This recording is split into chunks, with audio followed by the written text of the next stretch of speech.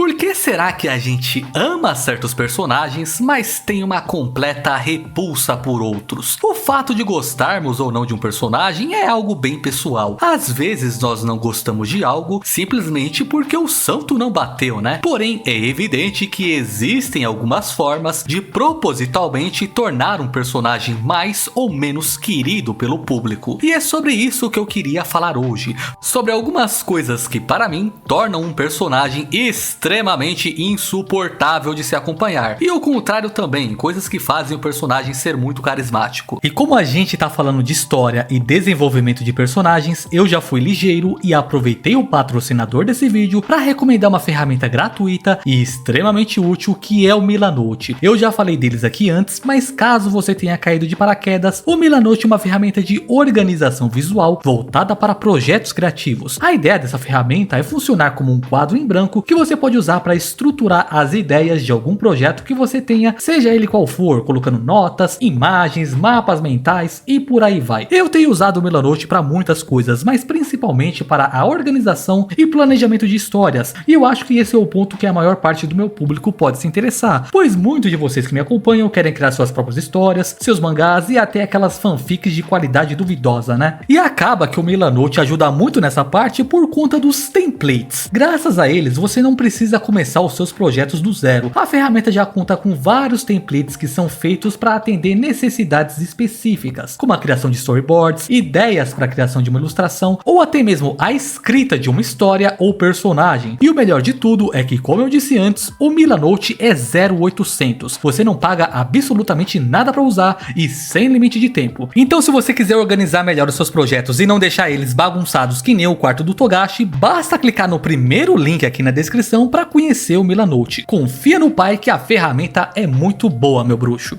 Jabazinho feito, agora vamos para a primeira coisa que torna um personagem bem antipático, que é a ausência de falhas no caráter. Se pegarmos como exemplo o Satoru Gojo no arco que retrata o seu passado, nós vemos que ele era um belo de um babaca pretensioso. Apesar de fazer parte do seu trabalho, proteger as pessoas mais fracas é algo que ele detestava fazer. Mas é por conta dessa prepotência do personagem que ele toma uma surra do Toji e quase perde a vida. Somente depois de dar uma coringada, o personagem alcança sua iluminação, a versão ideal de si, que é capaz de enfrentar o desafio que o Toji representava. Esse renascimento que o personagem passa faz a sua visão de mundo mudar. Aquele que antes considerava ser um fardo cuidar das pessoas mais fracas, agora guia os mais fracos para que um dia eles se tornem mais fortes. Já Tony Stark, no primeiro filme do Homem de Ferro, também era bem parecido com o Gojo, extremamente arrogante e só olhava o próprio rabo.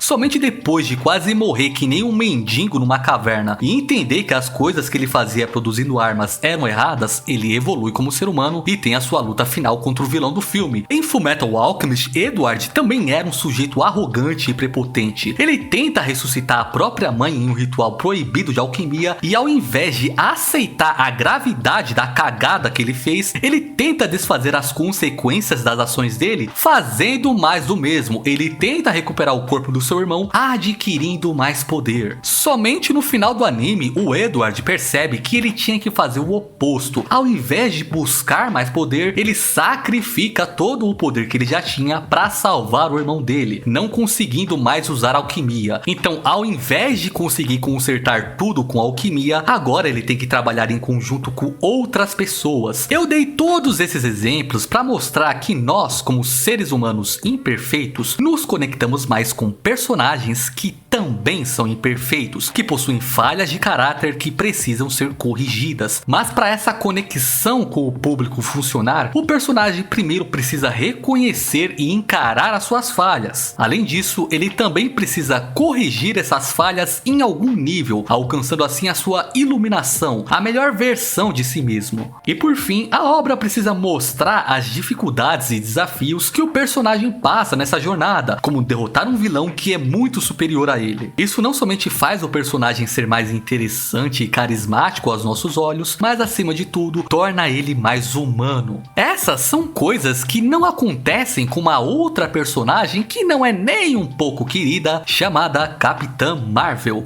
A partir de agora, tudo que eu falar é referente ao primeiro filme, pois foi o que eu assisti. A história trata a nossa querida heroína como alguém que não tem nenhuma falha a ser consertada. Diferente de Tony Stark, a sua arrogância jamais é questionada como sendo um problema. Além disso, em nenhum momento você sente que os vilões representam uma ameaça para ela. Não existe desafio ou sensação real de perigo. A Capitã Marvel não evolui como personagem, pois ela já nasceu feita. Tudo o que nós assistimos é um show que tenta propositalmente demonstrar a sua superioridade em relação a todos os outros personagens. Esse tipo de personagem muitas vezes é ridicularizado por parecer uma projeção idealizada que o autor está fazendo de si mesmo ou de algum grupo, mas o ponto principal é que esse tipo de personagem simplesmente é muito raso e desinteressante de se acompanhar. Como ele não tem falhas que precisa corrigir ou desafios, nós não conseguimos nos conectar com eles. E provavelmente é por isso que a gente gosta tanto de anti-heróis, né? Já que eles são cheios de falhas. Agora, outra coisa que eu acredito que pode fazer um personagem ser amado ou odiado aos nossos olhos é o equilíbrio na divisão dos papéis. Não existe nada mais desagradável em uma história do que todo o mundo girar em torno de um único personagem. Isso acaba lançando uma sombra sobre todos os outros personagens, fazendo eles parecerem meras buchas e, consequentemente, faz com que os fãs desses personagens se ressintam do indivíduo que, entre aspas, está roubando a importância de todo o elenco. As pessoas não gostam de quem recebe tudo, mesmo se forem personagens fictícios. Forçar um personagem a ser o centro do universo para torná-lo a pessoa mais importante e amada tem um nome e é um nome nada agradável. Chama-se Mary Sue ou Gary Stu. Não é considerado uma boa escrita e gera antipatia pelo personagem. Os fãs que gostam dos outros personagens estão ansiando por ver momentos especiais com eles, ver qual que é a contribuição deles para aquela história, seja ela grande ou pequena. Por isso é muito triste quando você pega obras que contam com um elenco de personagem grande, mas os holofotes ficam concentrados em meia dúzia de gato pingado. Agora, eu tenho que reservar um tempo do vídeo para babar o ovo do meu amado Final Fantasy VII, pois para mim ele é um exemplo de obra a ser seguida quando se trata dessa questão de valorizar a importância de cada personagem, em especial com a participação das duas heroínas da história, a Tifa e a Aerith. E já adiantando que eu vou spoiler um monte de coisa, então se você não quiser ver, pula para essa parte aqui. Os desenvolvedores sempre reiteram que ambas as personagens têm importância igual dentro da história, sempre tentando deixar a participação das duas bem equilibradas. Porém, a importância de cada uma se concentra em setores diferentes da história. A Aerith é a heroína que tem mais importância na trama externa, que se resume em salvar o mundo da destruição, impedindo o meteoro que o maluco do vilão quer invocar. Enquanto a Tifa é a principal heroína da trama interna, que se concentra em salvar a alma quebrada do protagonista. Do lado da Aerith, ela é uma garota com um grande destino do qual ela é muito insegura. Ela é a última de uma raça antiga, um ser mágico que consegue falar com o planeta, prever o futuro, viajar por dimensões e qualquer outra coisa que o roteiro precise, né? E apesar de ser o protagonista quem derrota o vilão no final, quem efetivamente salva o mundo é ela com os seus poderes, ou seja,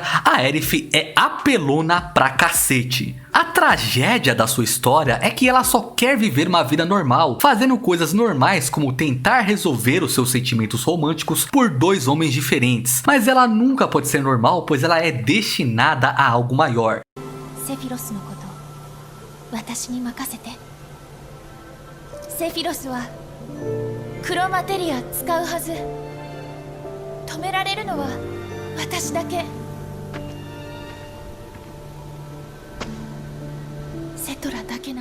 Agora, a Tifa, por outro lado, não tem nenhum poder especial. Ela é apenas uma humana comum, uma bartender que luta artes marciais. O que ela tem na história que a equilibra com a gigantesca importância da Aerith é o seu vínculo com o protagonista e importância para a trama interna interna da história. A relação dela com o protagonista é a de dois amigos de infância que se apaixonam e crescem durante a jornada, com um arco de personagem do Cloud começando e terminando por causa dela. Cloud, 来てくれたんだ。約束守ってくれたのね。ピンチの時にちゃんと来てくれたんだ。ごめん、来るのが少し遅れた。いいのよ、クラウド。 Já o seu papel no conflito interno da história gira em torno de salvar a psique degradada do protagonista e fazê-lo recuperar o seu verdadeiro eu. Tá ligado o rolê que a Farnese e a Shirk têm que fazer em Berserk para restaurar a alma da casca? É basicamente isso que a Tifa faz pelo Cloud. 時々自分がわからなくなる。知っていて当然のことを知らなかったり、知らないはずのことを知っていたり、俺が何人もいるような感じなんだ。どれが本当の俺なのかわからなくなる。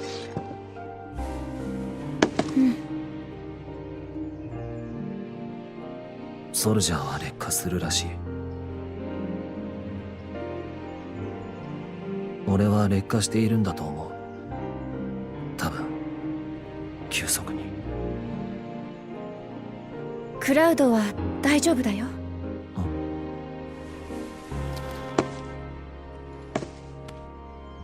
今度は私が守るから。